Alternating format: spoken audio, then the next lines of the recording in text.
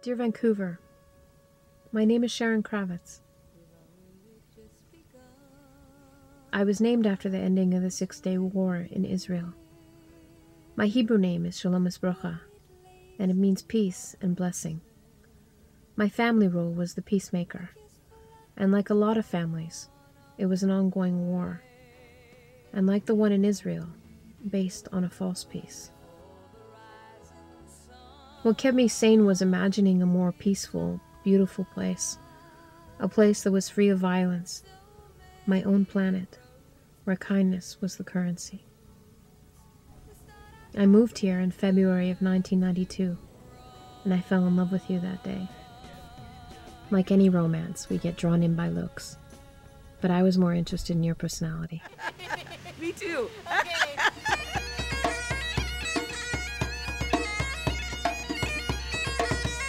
My student film is Sharon. This is Sharon and she's sharing.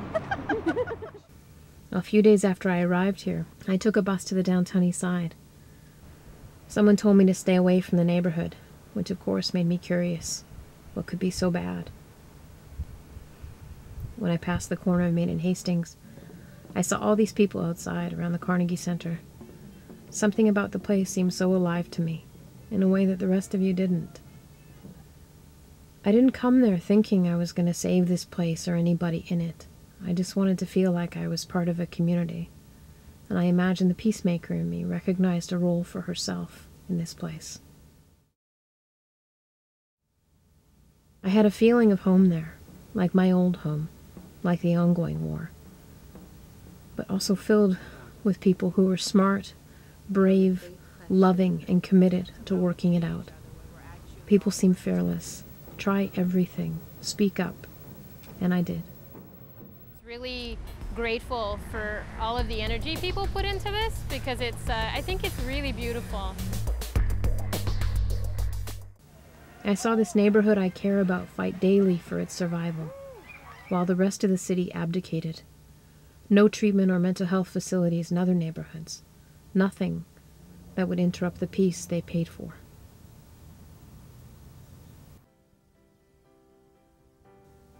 In the summer of 2004, I moved into a house on the corner of Salisbury and Napier Street. I had found the secret garden, a place I had heard about for years, the place with the Cobb cottage in the back.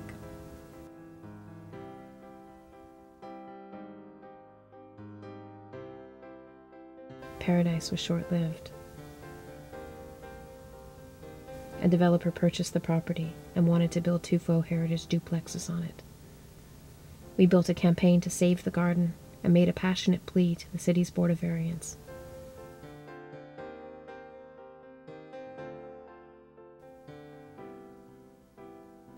They denied the developer the permit to demolish.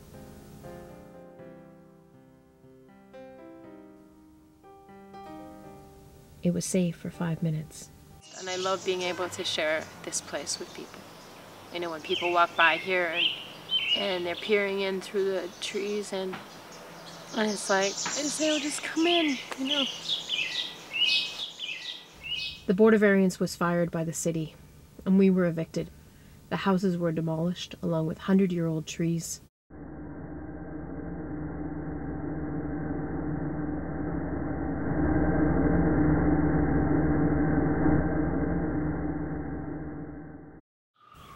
Thousands of species of plants.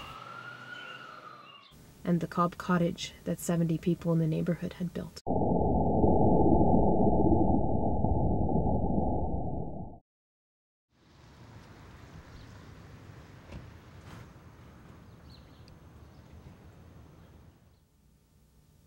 I moved on, but something changed that day, the day all the trees came down. Something got switched off. All the heat left my body, and I started to hate you. Between the constant destruction of any part of yourself that made you interesting, between all the meetings, consultations, committees to decide on life and death issues, to decide on basic needs, enough reports to fill whole libraries on what to do about the downtown east side. One more meeting and I would have exploded. All you could do was build more glass towers.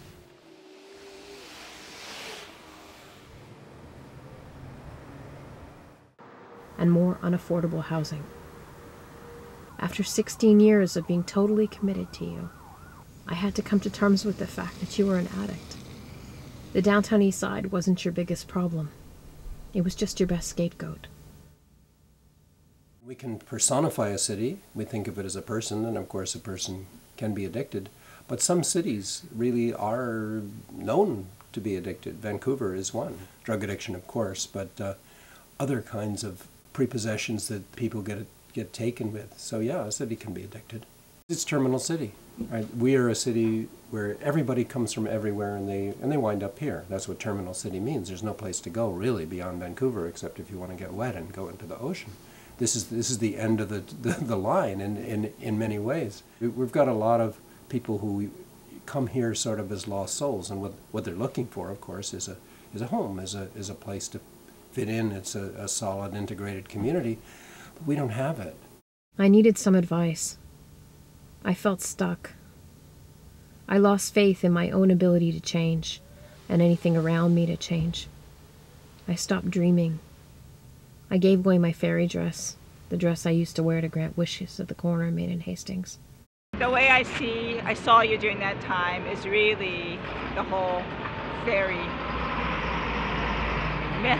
And I just felt like you really did believe that you could grant people's wishes.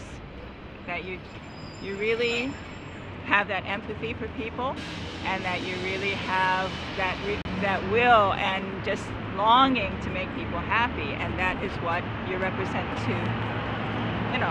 for yourself and represent to others. Something is always going to come out of your engagement.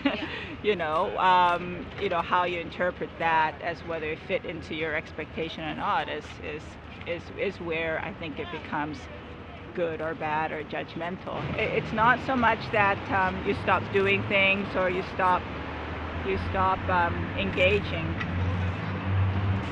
I think you engage more fully when you actually get rid of your expectations. Last fall, my father died, and I had a strange sense of relief mixed with sadness, like the war was over. I wanted to stop fighting you too.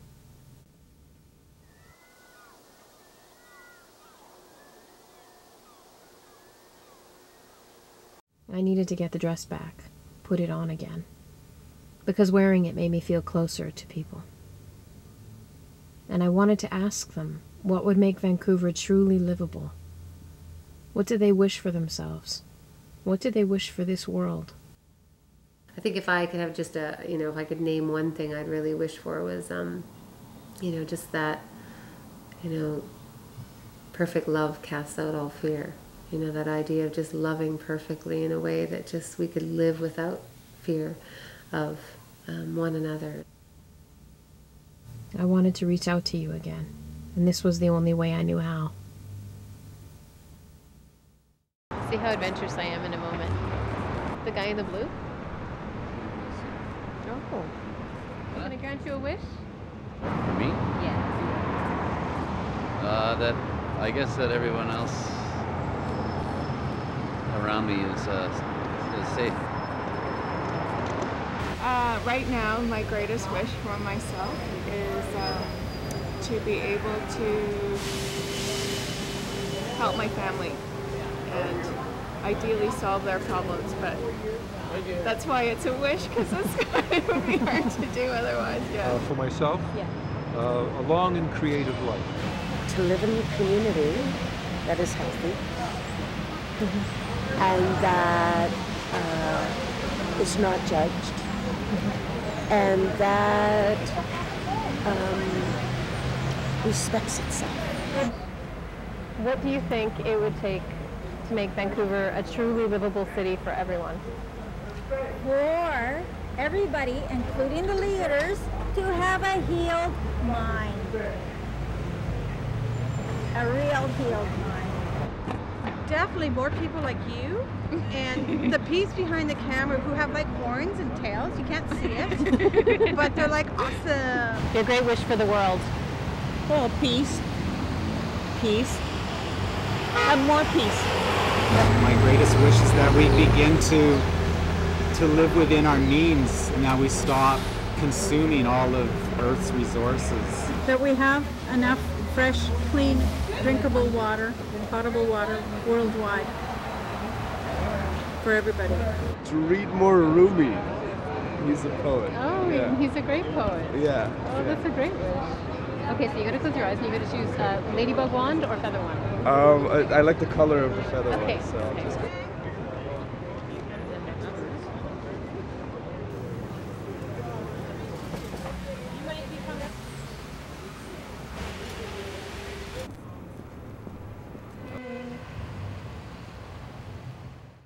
This feels special.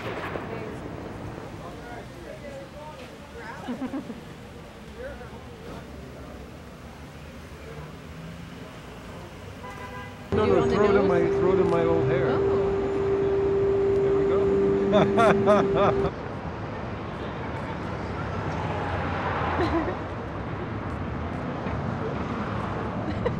So now you know all the teachers is gold, because you're solid gold, darling. Solid gold.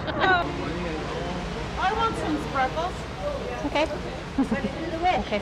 Okay, you're done. Blessings, baby. I guess when I think of what my wish would be, it would be to live in a city, in a world where people felt like they were enough and that everyone had enough. And I know that wishing can seem really silly to people sometimes, but I think we need to imagine the place that we want to be in. You know, even if it doesn't manifest in our lifetime.